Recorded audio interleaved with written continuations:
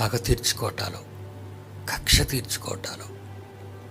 అప్పుడప్పుడు అంటుంటారు కదండి, ఒరే ఈసారి తప్పించుకున్నావు,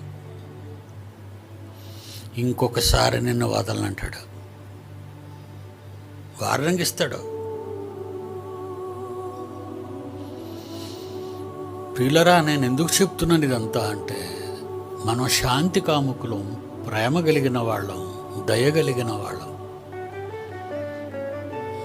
మనం ఎప్పుడు సహించుకుంటూ వెళ్ళేవాళ్ళం. సహించుకోవాలి. సహించువాడు ధన్యుడు, వాడు దేవుడిచ్చు జీవకిరీటాన్ని పొందుతాడు అన్నాడు. సహించుకోవాలి. క్రైస్తవులు సహించుకోవాలి. గొడవపడకూడదు ఎవరితో. అప్పుడప్పుడు నా దగ్గరకు వస్తుంటారు, ఆయన అలా అన్నాడండి నన్ను, ఆమె ఇలా అన్నదండి అంటే, నీ సహోదరుడే కదా నేను అన్నాడు, పరాయివాడు కాదు కదా. క్షమించలేవా? నిన్ను దేవుడు క్షమించలేదా?